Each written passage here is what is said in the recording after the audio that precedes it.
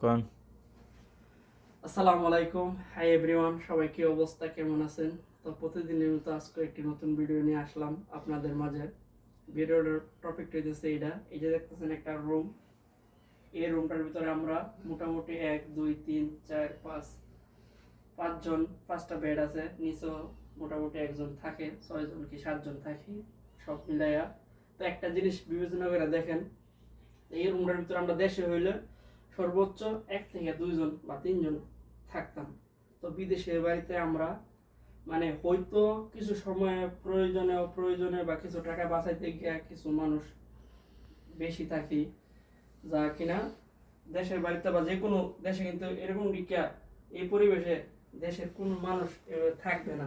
হ্যাঁ, দেশে হয়তো একটা খাট থাকবো, 2 জন 3জন, যতজন 2জন থাকবো, কিন্তু এই রুমের পরিবেশে কিন্তু 6 7জন এমন একটা রুমের ভিতরে কখনোই থাকবো না। এটা একটা গুদাম ঘরের মতোই।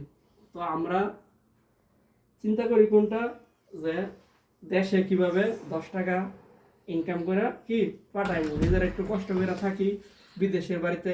কারণ আমরা যদি একদম 2জন বেশি থাকি তো রুম ভাড়া একটু কম হইব, এই চিন্তা করে হয়তো আমরা এই একটা পরিবেশ তৈরি করে থাকতেছি। কিন্তু পরিবার তো জানে যে আমরা বিদেশে তো কত সুখে আছি, কত ব্যয়বহুল খরচ করতেছি বা অনেক বিন্দাস জীবনযাপন করতেছি, কিন্তু আমাদের জীবনটা কিন্তু খুবই একটা মানে সংগ্রামী জীবন।